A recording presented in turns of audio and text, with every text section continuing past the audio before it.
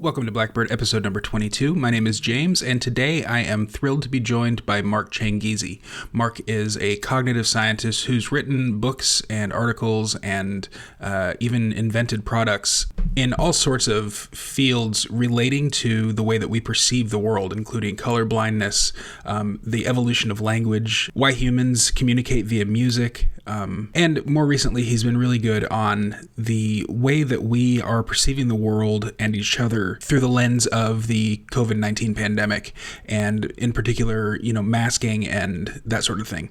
So I wanted to talk to him about his work, about the way that he's seeing things right now, and just to introduce him to my audience, because I think that he's someone who is definitely worth following if you don't already.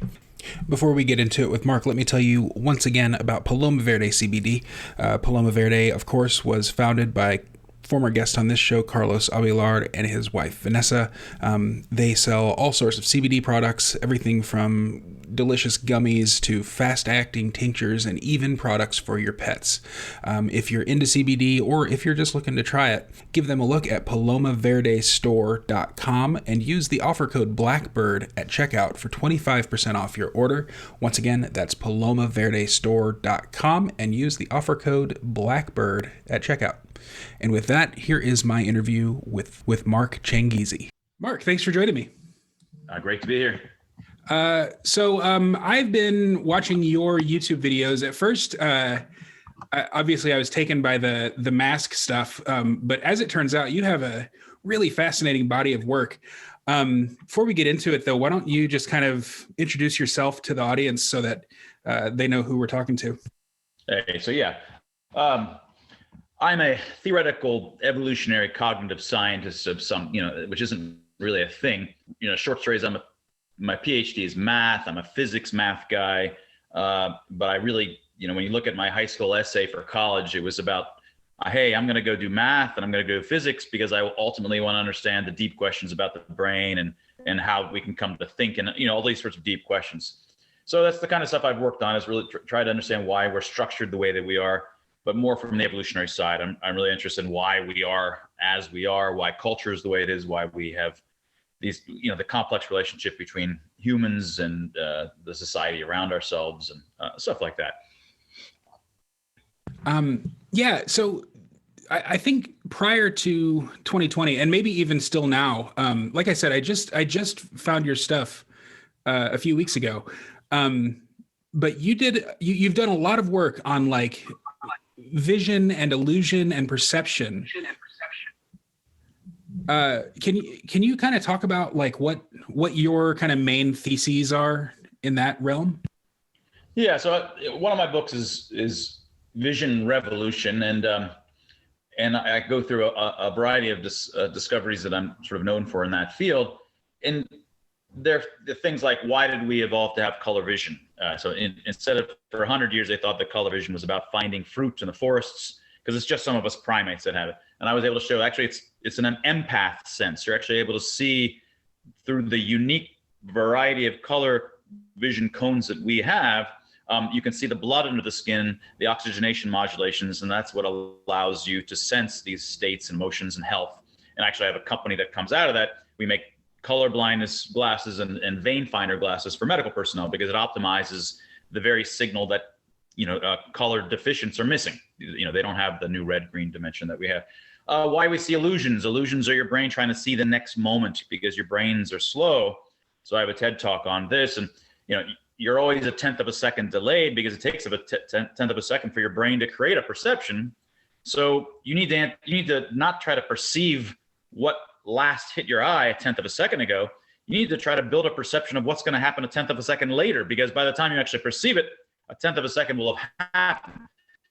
And so it turns out that little tenth of a second delay between when your brain creates perception compared to when it got the information on your retina a lot of stuff in the world has moved. And by understanding how the world changes as you move in the world during that delay, you can understand tons of these sorts of geometrical illusions and a broader variety of illusions. Why we have our eyes face forward, and then all this stuff. Your eyes face forward, not because predators is the standard story, and it still probably says that in Wikipedia. No, fish are predators, birds are predators. They all have sideways facing eyes. They see behind them, above them, below them. They have a panoramic view. They're all predators. The animals that have forward-facing eyes, that are disproportionately forward-facing, are in fact predicted by those that live in forests and have a lot of clutter around them. When your eyes face forward, yeah, you can't see behind you, so you lose sort of half. But it turns out that you can see through layers of leaves to see, like X-ray vision, see farther beyond those leaves, and that actually allows you to see more of your world, despite not seeing behind you. You get a much up to 4 to 8 times more a greater view up in front of you. So these are kind of always looking at, again, the evolutionary design structure, understanding us in our environment and our evolutionary habitat, and understanding sort of the fundamental advantages of why we're designed or engineered to be the way that we are.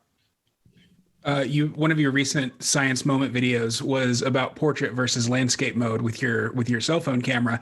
I have a friend who he studied film in college, and so when portrait mode started just becoming a thing, like you'd see it on the news or whatever, he was just outraged because that's not how you're meant to. That's not how you're meant to watch, video on a screen. It's supposed to be in landscape mode. And here we finally have 16:9 televisions. Why aren't we using them? And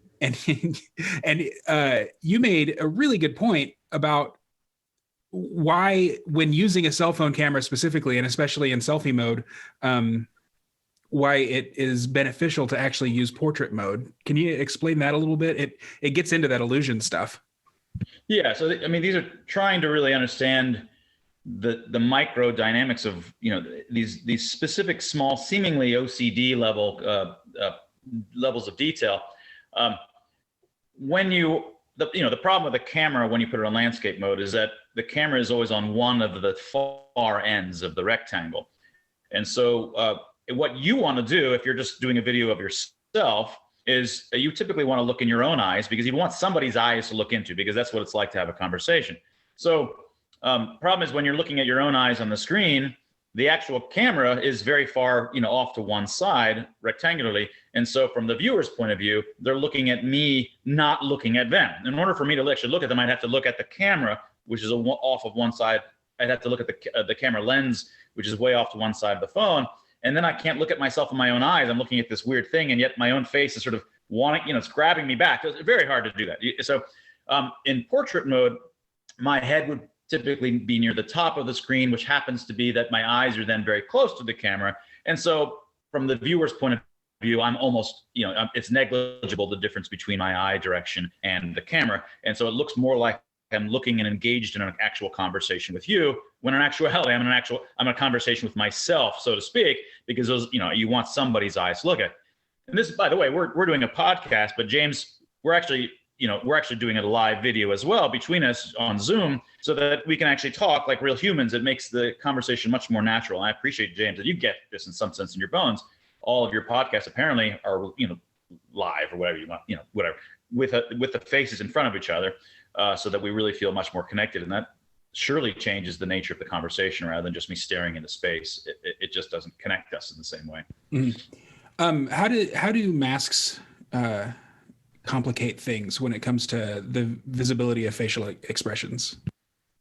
Yeah, the problem with emotional expressions, in my next book coming out early next year, is called Unmasked: Why We Express Emotions, with my colleague Dr. Tim Barber. Been working on this for almost a decade. Understanding the function of emotional expressions, deriving them from first principles about really what they needed to be for social animals, how they function, and so forth, is sort of what that's all about, and sort of from a rigorous bottom-up first principles perspective. But most folks don't need to know any of that to do it very well. You do it naturally with your bones. We evolved to do this, but we're not consciously aware of any of this. So most of us don't appreciate the extent to which our emotional expressions are really what we're saying most of the time. It's often sometimes people imagine you're saying these words there's a little bit of intonation on top of the words, like depending on the emotions you're throwing on top. And that's like a little bit of cream cheese on top of the substance. But it's often really the other way around. Really, the stuff that's really driving the conversation, driving how the behavior changes, is by virtue of the emotions that are being expressed, and the words almost matter little at all. And it's the difference between a speaker, an orator that stands in front of a crowd and speaks like, a robot voice. Nothing will happen. He or she may, or it may convey certain kinds of information, but no one is going to get rallied to do anything. And most are going to potentially forget what he or she said, because it's not going to come across as something that they want to believe or want to be led by, because the person has put no, they've evoked nothing in them, and they've put no confidence in what they're saying. And so trying to understand what it is exactly that emotional expressions are doing is part and parcel with these things. So the masks are covering these things entirely. And I'm avoid diving into the actual function structure of emotional expressions. It's a long conversation. But when you cover them over, all of the social media, all of the complex behavior that is mediated by social expressions is eliminated. And you, in some sense, do know what that's like. The reason that Twitter is a just a mess, just like an ugly pile of trolls behaving towards one another, is because we don't have the ability to emotionally express. If you actually meet the same people, even some of the folks that you just really do not like on Twitter, if you're just at a park and having a nice gathering in normal life, you'd all be pleasant to one another. You'd be behaving very differently. And so you might think that's just because on Twitter you're anonymous, or effectively anonymous, because you're not going to really run into each other. But we encounter people anonymously in the malls, wherever you go in life, you're seeing all these people. You're very nice to them. They're nice to you, and you're not going to see them again. So they're effectively anonymous. And so it's not anonymity. And in fact, on Facebook, where most of the people that you interact with are family and friends, that's even worse than Twitter, in my experience. Once you go to the comment section, people are just really toxic. So what's missing on social media is not that there's too much anonymity. Really, what's missing is our ability to express emotions to one another. And those are the things that allow us to to have nice, calm, not troll-like behavior with one another. And that's also what masks now in real life are getting in the way of. Do you think that some of that is generational rather than evolutionary? For instance, like if I look at my dad's comments on Facebook, they seem just really, really harsh and trolly and unthoughtful. But that's how my comments seem to some of my younger friends. So I do wonder if, and maybe it's just something that's been conditioned into us. I'm not a digital native, but I was in high school in the late 90s and early 2000s. So I've been on the internet since my coming of age, I guess. What do you think about that? Well, so there's the question about how I'm flat-footed on exactly how things may have been changing generationally. All of us, of course, in the absence of the ability to put emotional expressions in the sense of actual fate. Right now there's in some social media mechanisms, there's, you can put smiley faces and various things on Facebook. You've got 5 different ones to pick from. You can, of course, like and unlike is along these lines as well. There's an obvious sense in which social media companies realize that they need to put emotional expressions in there. And they don't understand, for the reasons that from where I'm coming from, I've sort of worked out, here's in fact the full range of emotional expressions you need to allow people to have to properly interact with one another in such a way that they can also bet. When you emotionally express to one another, you actually put reputation at stake. If you're really trash talking with me and really showing a lot of pride or showing a lot of disdain towards me, and it turns out later that I'm found out to be right, you lose reputation, I gain reputation. These things are happening all the time. This is why certain kinds of emotional expressions can leave you humiliated later, right? But having the full range of these things and allowing sort of the back and forth negotiation that happens in normal emotional expressive interactions is what's actually needed. So social media sort of, in their bones, they sort of get it. They're adding more and more ability to do this. But in the absence of that, and those things are really just nothing really compared to what you really need, folks are still trying to put that in using in normal sentences. We can still convey a lot of emotional expressions. We can change the spelling of things on purpose, and that connotes something. For everything that we do in text, we're still very good at conveying a lot of emotional expressions it just in the text itself, even though it seems very sterile.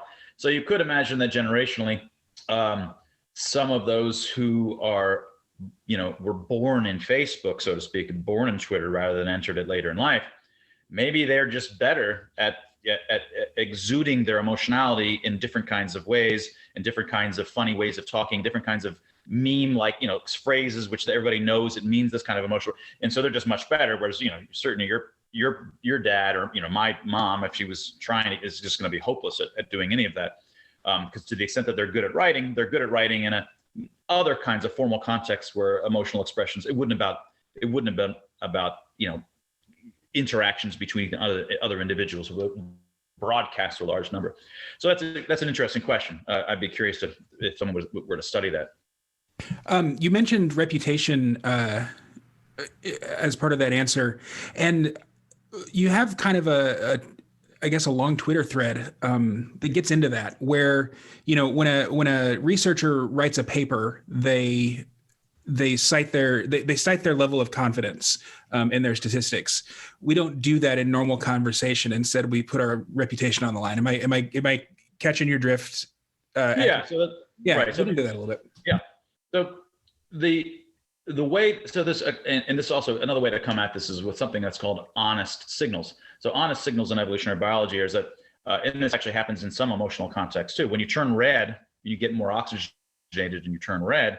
Oxygen showing that I'm red. Let's suppose you and I are in a physical fight or something like this. We're about to get into a physical fight. And if I can show red on your face and you're just green and sallow because you're just exhausted already, that's an honest signal. I can't show oxygenation unless I'm strong, right?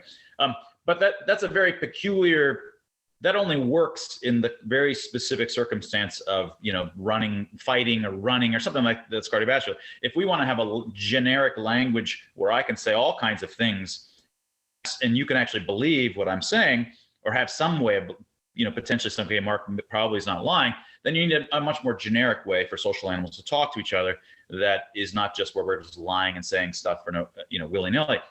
And the way that you do that is basically by betting. And that's why poker, of course, people are lying in poker and bluffing in poker. But to first order, poker keeps people honest because you're betting something that's dear, you're betting money or something else that's being put at stake. And that will tend to keep folks honest most of the time because, and often you can come to an agreement. You can have, people at the table, some betting occurs. And when you bet, you're conveying confidence. The more that I bet, I'm just saying I'm more confident. Confidence is an emotional expression.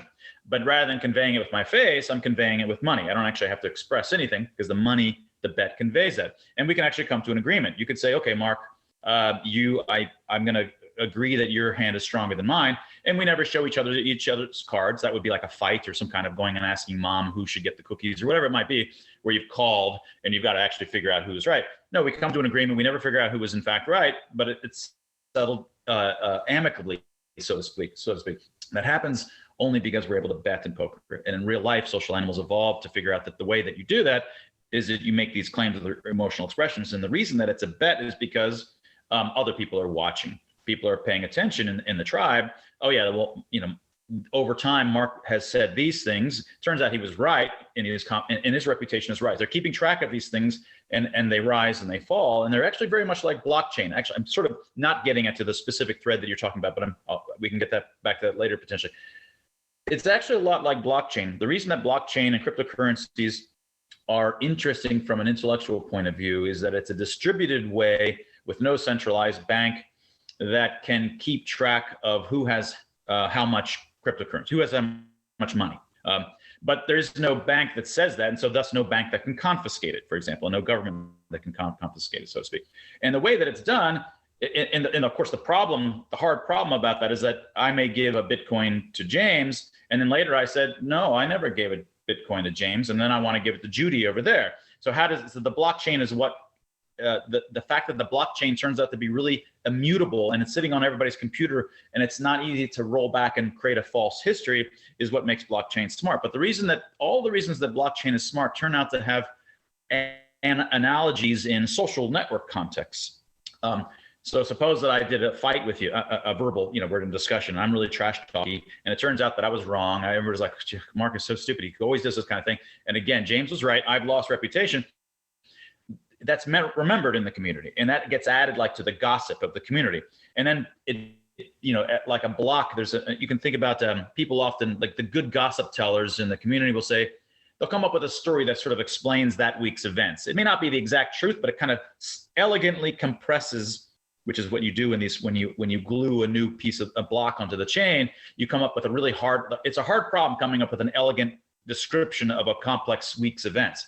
And they come up with a nice simple story. Oh yeah, well, it turns out Mark is always this, and it may not even be true, but they come up with some kind of simple explanation that summarizes that week, and that keeps happening week to week. That sort of tells a useful history of the history of the events, and so that has a proof of work aspects to it, and then there's proof of stake that the people who are more likely to say yes to a new block being added to the chain. It's the people that already have higher reputation in the community who are the ones that are more likely to be believed in terms of you accepting their story as to whether that was what happened last week.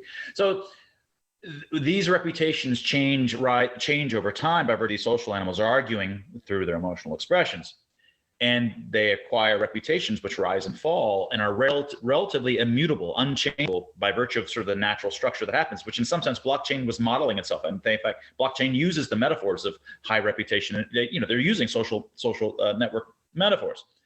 So it's actually emotional expressions that undergird all of these sorts of mechanisms that lead to reputations rising and lets the society move towards the truth over the long run without a centralized fact checkers, without top-down censorship. And of course, it stumbles in an ugly fashion, but that's how science works. Science works not by virtue of the whole community doing less than 0.001 tests. Sure, each individual's made to do these sorts of things, but over time, the community stumbles because people have risen in reputation, fallen in reputation, so, and it stumbles towards the truth. It's these mechanisms which got broken when mass hysteria hit last March. And of course, it's even worse if we had centralized fact checkers doing this, which is then what happened afterwards. Then we've got all of big tech and CDC and all these things working together, which are preventing people from actually continuing the decentralized process, which needs to happen, which lets people who are high reputation, who've been saying true things, be more believed and so forth. But of course, it is a failure of these decentralized mechanisms, and it's part because social media doesn't have the kinds of emotional expressions that you need. And so you ended up with just this positive feedback loop of media being scared, which scared people, which scared intellectuals, which scared the politicians, which scared media. And so this positive feedback loop of fear of infection. And so the question is, could social media have been structured better, including emotional expressions that are properly allowed people to behave more like they normally would, as well as other kinds of measures? Because of course, social media is not 300 people in a tribe where we evolved to have emotional expressions where it works. We've got 3 billion people.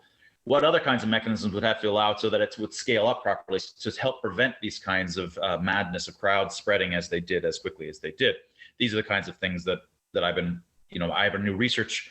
My colleague, Tim Barber, and I launched 2 weeks ago a new research institute called FreeX, the Free Expression Group, freex.group, that's devoted to research and study of free expression and communicating the importance of free expression and really how it undergirds all of these kinds of things that we're talking about. And I think people tend to think free speech is about free speech. And a great world would be one where everybody just talks calmly, without emotion. And if we just do that, that's missing the point. It's very counterintuitive. Free expression, what really matters is emotional expression. These are the kinds of things that undergird the stumbling towards truth that these decentralized networks are good at, or kind of good at. So that connection between social networks, not Facebook social networks, but like our social networks and blockchain is really interesting because blockchains are described as trustless because you have such a high level of confidence in the reliability of the blockchain that you don't need to trust. And I think the higher the reputation of the town gossip or of Mark as an expert in this field or whatever, the less trust you need because you just are confident in their ability to convey information reliably. Why do you think it is then that, for instance, Anthony Fauci is seen by some people as almost infinitely reliable prophet, but to others he is almost wholly unreliable and corrupt?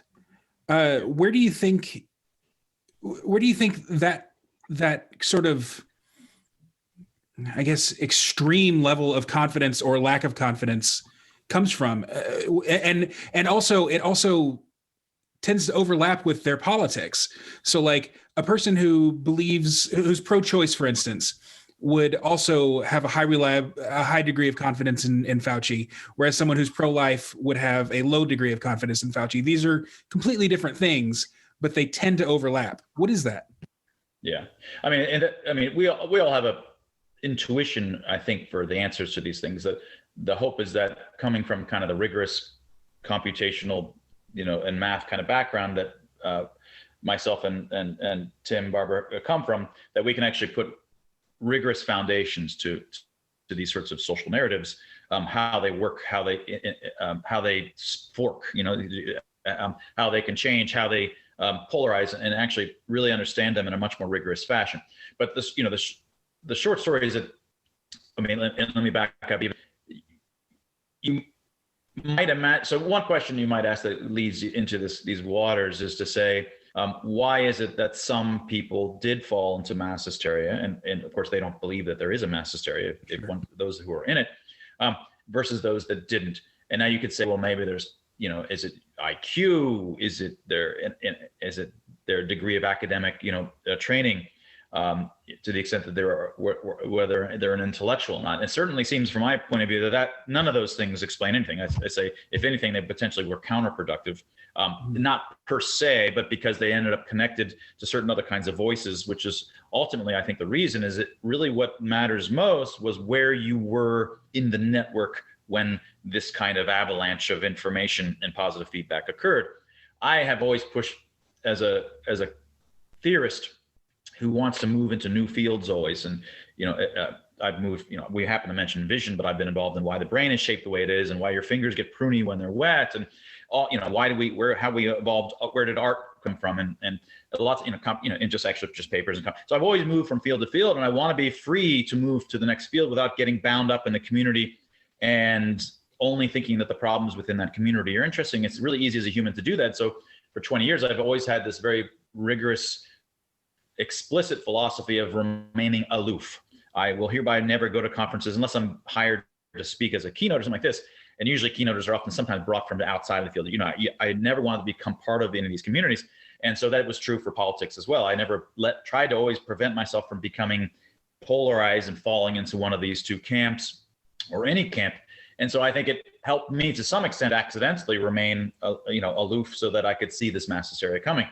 But I think ultimately, as anybody, the reason that we believe what we believe is only 0.1%. And it's just for us scientists. I believe maybe that, a couple dozen things because I was an actual scientist on the project of why we have pruny fingers, say, and I actually did the studies, and we have P less than 0.001. And so, so I have the data that justifies what I said. And so I can actually believe that. And otherwise, 99.9% of what I believe and 100% of what other people believe. Of course, they have data in their regular life as to whether there's still cookies in the cookie jar downstairs, given what they last experienced. But generally, what you believe is based on what other people tell you. You know almost everything you do because somebody else told you, whether it's a media or another intellectual or what grandma. It's just what other people tell you. And you believe the things that are coming from those different directions to the extent that you think that they have higher reputation. That's exactly what drives us. So in the case of last mid-March, when this happened, you would hear from your favorite intellectual and another favorite intellectual seemingly saying the same thing, but historically, potentially independent. But of course, there was nothing independent about what was going on. So you heard it from mom, and you heard it from a politician as well. And then you heard it from 73,000 friends of yours who were saying the same thing, and who had personal experiences to this extent. Everything that you heard was all saying one turns out to be highly fantastic in the terms of improbable thing. You begin to believe that. And so, and if you're in that spot in the social network such that you're hearing all that, you're going to believe it. If I had been there, I would believe it as well. Fauci's there, he's going to believe that, and he still believes that because he's still surrounded by the same folks that believe it. Intellectuals in the United States, academia is 97, 98% far left. It's 1.5% libertarian, and then almost three people who won't self-identify as right. right? So you have a situation like this, and it was unclear in the first months. It hadn't polarized quite yet in the United States.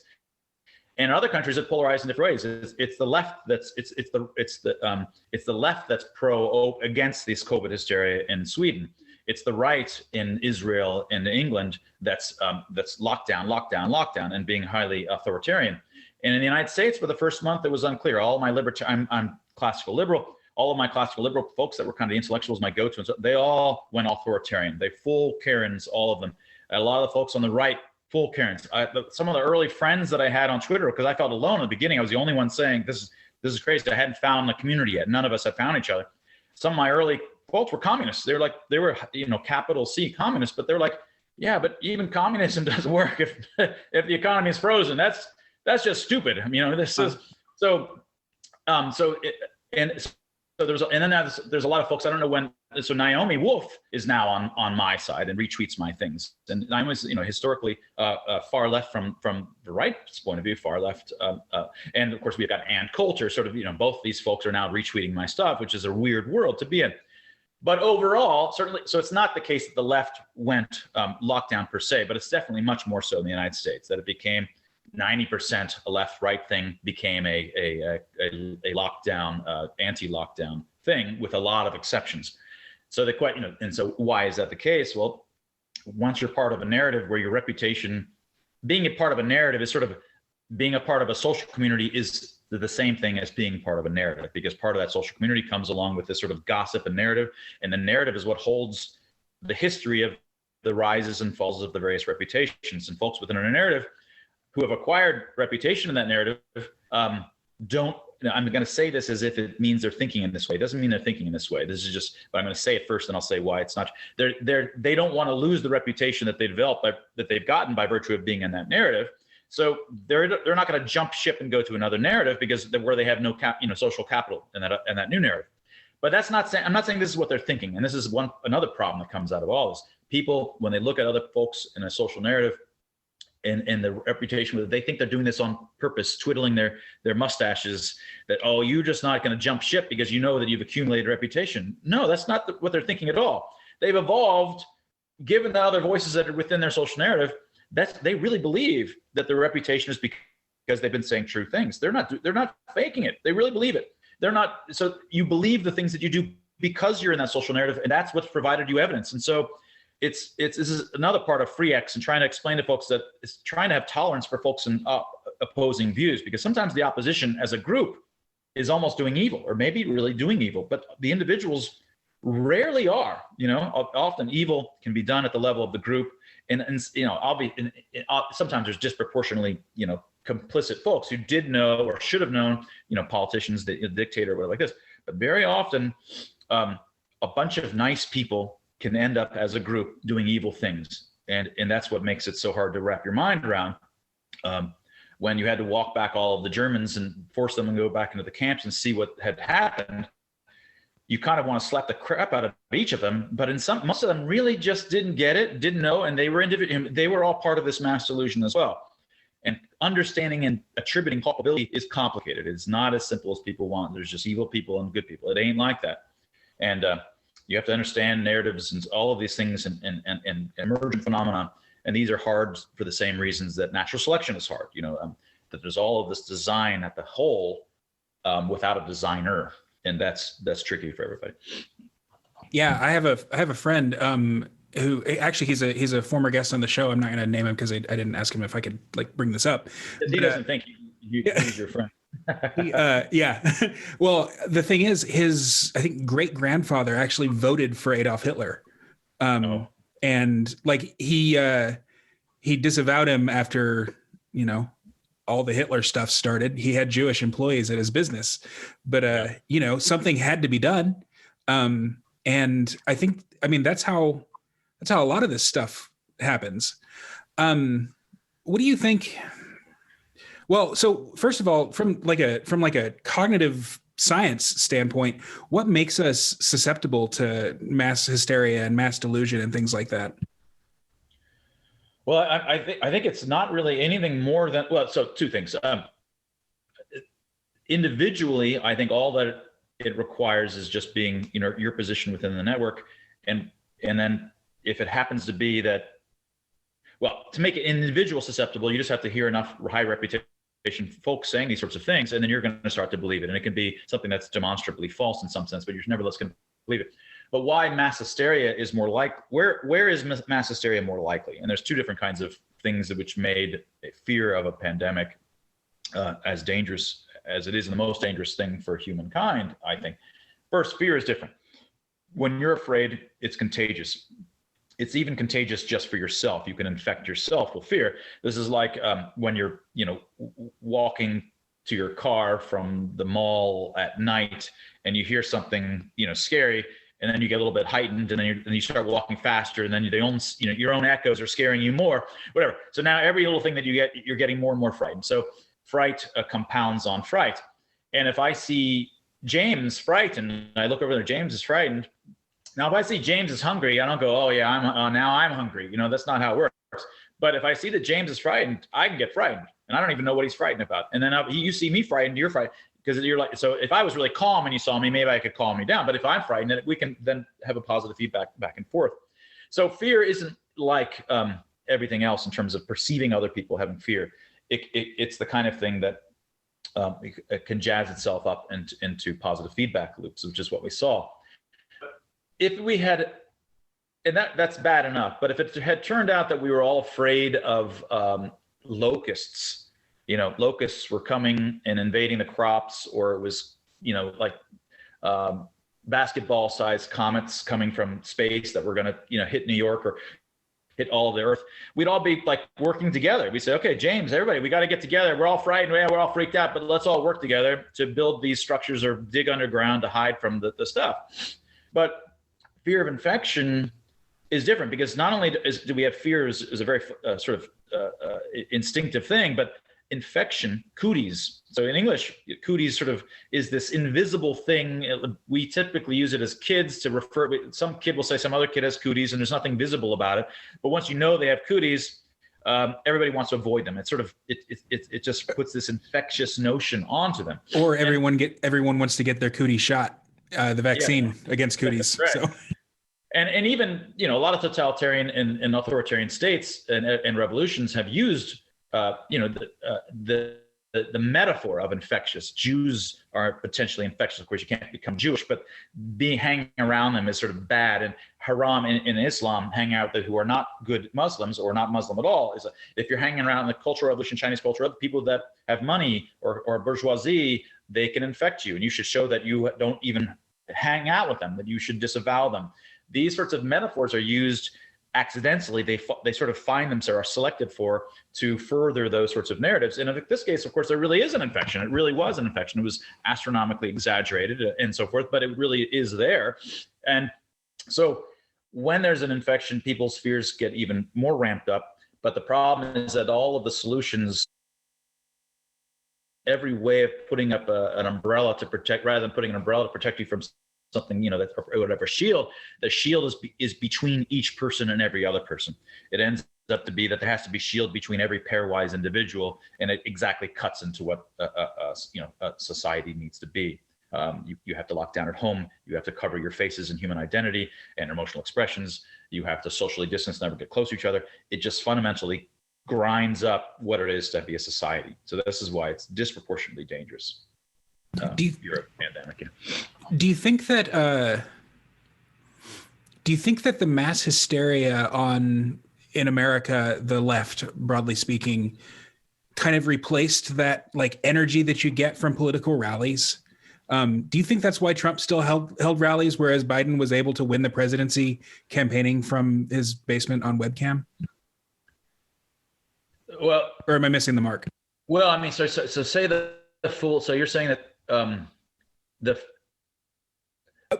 specifically, I'm wondering if the brain chemistry that you get from being in a rally, or even like a spiritual retreat, all of that kind of stuff, you kind of get that same feeling. And then you go away from it feeling like an afterglow. I'm wondering if the people who I see your point. Consciously avoiding these sort of situations for the past year got that same rush from knowing, oh, I'm doing the right thing by avoiding this stuff. Yeah, there's a, and we've all experienced, like when you get the big, rare 2 foot, 2.5, 3 foot snow, and everybody's stuck at home for 2 weeks, and like, like life has stopped as you know it, and you kind of, oh, this is like a post-apocalyptic kind of cool situation where everybody's out, you're hanging, everything's sort of new and and you're dealing and struggling through this time together. And I think, yeah, those that were feeling that COVID was this sort of temporary apocalypse may have then felt like they were bound together in a way against the infectious ones like us, who were not necessarily following all of the directions, were ruining it for everybody. Yeah, that's an interesting hypothesis. I'm not sure if that actually, but I get the point that you're making. Yeah, it's a good point. I'm not sure though. How do mass hysterias end? Is it the illustration you were presenting earlier reminded me of, like, in a movie, like a disaster movie, where the monster lands in downtown Manhattan and all of a sudden everybody stampedes, and it reminded me of the stampede in The Lion King that killed Simba's dad. And so it seems like this mass hysteria started out a little bit gradually and then really built up steam. And I'm wondering, like, what's it going to take to end it? Yeah. Well, there's, Charles Mackay in his sort of famous 150-year-old book, The Madness of Crowds and so forth, this has a nice preface. And what it mentions is that, usually these things don't, of course, I'm not sure on what basis he's concluding this, except for lots and lots of examples, but this wasn't done in a scientific manner. But anyway, the idea, his thought was that these things don't typically seem to end without rivers of blood. This often takes another revolution and something really awful for these things to actually stop. And certainly that seems to be the case. And in many times when you find these mass hysterias that have happened in one specific country or region, it doesn't just go away. In Iran, it's still, it's more than 40 years later since the revolution and the cultural revolution that came along with it, in terms of all of the other kinds of new kinds of rules that women have to, and everybody has to suffer through, which is why I'm half Iranian. My Iranian wife and my family are all here because of trying to escape that kind of authoritarianism. And it's really the same kind of mass hysteria. But this is one of the kinds of things we're trying to work on. What can not only potentially stop these things from happening, and first of all, what governs them? How can we potentially stop or inhibit these from happening in the future? And then even the hardest problem is how to unravel them once they are happening. So I don't have great answers right now as a theoretical scientist point of view. I'd like to be able to say, here's theorems and here's the kinds of results that I can tell you. But certainly the a couple intuitions are, without a river of blood, one of the ways that you might imagine doing it is you might call it the Jesus solution, right? And one of the, no one really likes this solution, but the idea is that if you want to have a social narrative potentially, if you want things to roll back, well, you're not going to be able to roll them back. First of all, these social narratives are not going to go back without rivers of blood. And if those who are driving the narrative and driving society within the narrative, which are sort of the intellectuals, journalists, and so forth who are on the side, you're going to have to find a way to motivate their narrative to sort of wiggle towards the truth on its own and make it so that they're not losing reputation. You have to set up the mechanisms such that they're willing to stumble towards the truth, and they retain their reputation. This is one of these things, like, is it moral to offer Saddam Hussein, okay, Saddam Hussein, you can come over here and you can live, on a nice estate over here in Connecticut, and if you just agree to, it kind of, no one really wants that. That's just not right in many respects. But then again, it allows them to maintain some kind of keep face, and then leave and let things go forward. So the question is, are there ways like that? And so it still does, even a solution this is just an idea for a kind of solution. How you'd actually do it is still unclear. But you can see that certainly like that, you can imagine something like that might exist. And of course, whether the opposition, most, the folks on my side, would be willing to bear it, it was another matter, because a lot of times folks would never want it. They want to see blood. They want to see people lose reputation. They want to see the humiliation for what they've done. And I think this is, sometimes the brilliance of certain kinds of religions. Each religion has culturally evolved with these potential insights about how these religions interact with brains and so forth. But one potential, really insight about Christianity as an atheist is that this kind of what is it called when when you apologize to someone, whatever. What's the main? I'm having mental block of the word. Anyway, but letting people not like atonement. Atonement, yeah, letting them just forgiveness. That's there you go. Forgiveness. Right? You have to just ask Jesus to be forgiven for your sins. Giving forgiveness is potentially one of the few ways that I imagine this could go forward. The other way that it could just continues. I don't see it without any kind of anything active or any kind of rivers of blood. I suspect that in the history books, it'll just be for at least generations. It'll be written about the pandemic and all of the difficult things that happened. It'll be attributed to the pandemic, not due to the fact that none of the interventions worked or that there was hysteria. That's not what's going to make it into the history books. I don't see, at least not for generations. So the question is, are there forgiveness? I couldn't find that word. Are there forgiveness-oriented solutions that allow the social narrative to be pushed in that direction, or attracting it in that direction towards the truth? Or maybe at least it forks. There's some, they fork, and a majority of the narrative ends up over there, and there's always going to be some other fork way and never willing to admit, we'll say. So that's one option. But I'd like to be able to formalize that rigorously. Sure. What would that exactly mean? That's pretty similar to what Curtis Yarvin, formerly known as Mencius Moldbug, has been writing about lately. He's sort of crafting a guidebook for whatever sort of state emerges from post-Republican America, which he predicts will happen in the next generation or so. He says, look, you will want to punish your predecessors, but you can't do that because their followers are still here. So that's pretty similar, I think. Mm-hmm. And I don't necessarily subscribe to everything he says, but I think his writing is very interesting. So, and I think that's required when you mention Curtis Yarvin. You're supposed to say I don't agree with him on everything. It's part of the script. So, I guess in the last few minutes, I would love to hear some of your more just non-hysteria, non-COVID stuff. Like, I mean, why do you think our fingers get pruny? And why don't we know why our fingers get pruny? I didn't even think it always, to me, just looked like my fingerprints were swollen. But yeah. Well, I mean, the standard, and you've heard the standard story, which is still probably in Wikipedia for all I know. The standard story that you've always been told is that there's water absorption, osmosis, and therefore wrinkles, something like this. Now, that doesn't even make sense on its face, because when water absorbs into things don't get wrinkly, they get swollen. It's the opposite of wrinkly, right? So on its face, that never even made sense. I was looking into some papers. I was trying to study other aspects of trying to explain why just fingers and hands are shaped, like from first principles, explaining why are they shaped like this.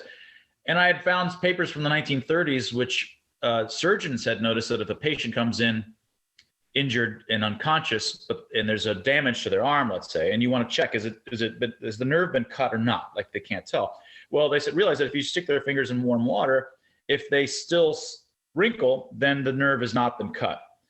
And so it was a way of gauging whether they've had a nerve cut by virtue of, but then you're just like, oh, wait a second. So it's not just local osmosis, which never made sense. It requires a nerve connection, which sounds, from my point of view, as I'm an evolutionary kind of design, I'm oriented. So I said, well, this might be on purpose. Like, this is potentially design reasons. What might the possible design reasons be? And I had a graduate student at the time. His name was Roman Weber. And I was talking, I said, yeah, I've been thinking about this for a long time. Why would you want to get wrinkled? Think, well, could they be rain treads? And so then we went for the next 6 months or a year trying to work out, okay, if they really are rain treads, so for example, a race car on dry surfaces, race cars have no treads. You don't want treads unless it's wet. You want treads because it's wet, then you need to channel the water out so that you don't slide on a thin layer of water, hydroplaning. So the question then is, we have nice smooth treads, roughly speaking, except for the finger, your thumbprints. But they're smooth when it's dry, but then they become wrinkled only when it's wet, which is a great idea if they really are optimized to be rain treads. And in fact, you can if you actually work out what the rain treads would have to look like, they actually look like they actually look like the channels on convex mountains. When you actually look at the channels, when you work out how you squeeze, when you press down, you first touch in one point and then expands and expands and expands, and has the topography of a mountain. And then you can work out, given what your mountain ranges, so in some sense look like on your fingertips when you squeeze, you can work out what the channels should look like. And in fact, they have exactly those shaped channels. They have the peculiar, so they're going to be optimized to squirt the water out as you press, so that they're spending as little time as there as possible, so that you don't hydroplane on the water. So they're rain treads. Yeah. Wow, that's fascinating. Holy crap. I'm gonna have to read more into that. That seems like something that wouldn't evolve randomly, but okay, so where does, again, it's not random, right? Yes, there's randomness all over the place, because it's like the ugly, natural selection is a really ugly design mechanism, but it's not all random, because that's why it selects over time for things that typically work. So it's just a really, really slow, has random but not all random. Yeah. Just want to make sure. How about language and writing? Where do those come from? Yeah. So there's in Vision Revolution, one of my earlier books, I talk about how we came to read, how we came to have language more generally in the follow-up book, Harnessed. We know that we didn't evolve to write and to read, because it's only several thousand years old, and most of us have great-grandparents that are just illiterate. Mm-hmm. So it's not possible that we evolved to read, but we read so well that it's almost as if we have an instinct for it. We read more every day than we listen to these days, and we read them. And kids learn to read very early. After it's certainly not as quickly as they can comprehend speech, but they're not being spoken. Words are not being thrown in front of them as often as speech is either. So they learn incredibly well. It seems as if we have an instinct for reading, but of course we can't have an instinct for reading. And the reason in the story is that instead, cultural evolution, once it gets running, it can design things for human minds. In this case, the shapes of letters over time got shaped to look like the natural contour conglomerations that happen in natural scenes. When you look around you in the room that you're in, you'll see L junctions, just the corners of where one contour meets at the tip of another contour. You'll have T junctions when some object is in front of another object, one of the contours goes behind another contour.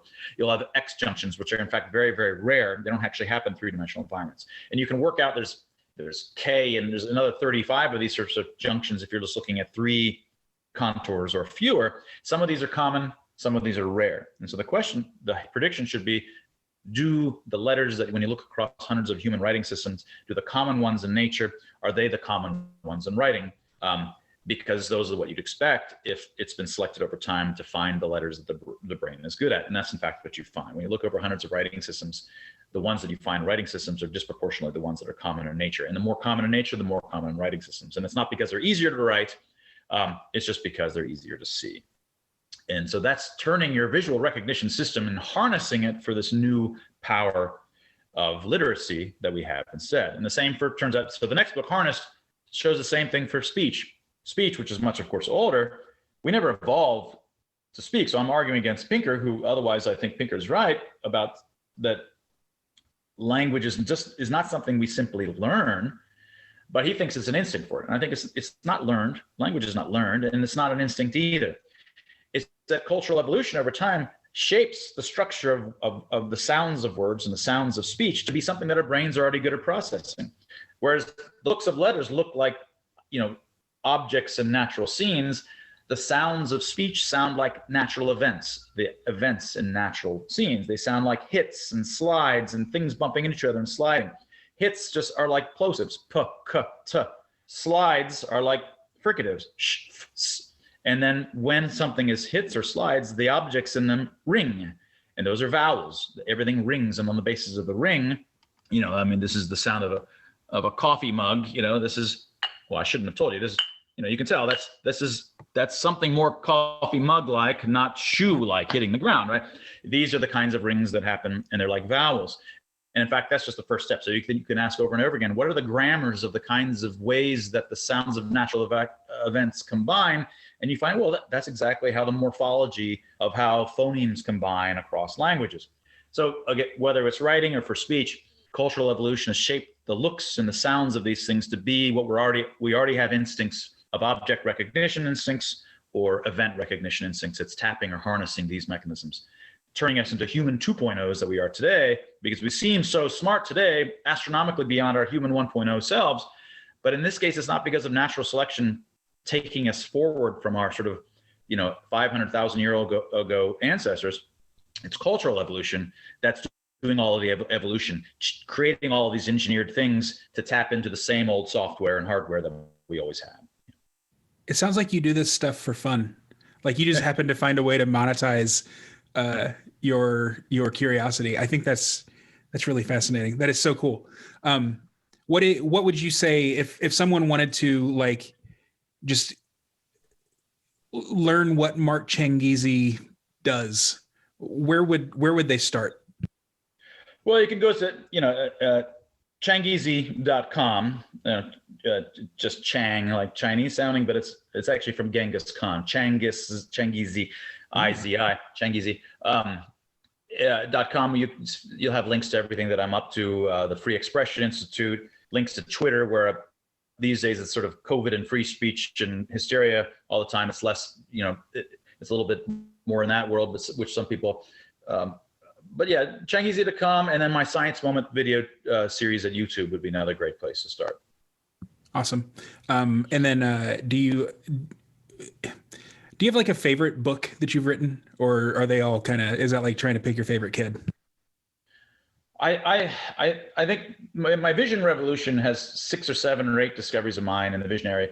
Harnessed was one big discovery on arguing against the alpha males, alpha scientists, Pinker and Chomsky in some sense. These are some of the biggest folks in the science world. And I think at the end of the day, in the long run, and not setting aside the upcoming book on the origins of emotional expressions, which I'm also think is going to be big, but in some sense, in terms of overturning thought in the way, in terms of Chomsky level kinds of overturning, I think that Harness is one of my favorites.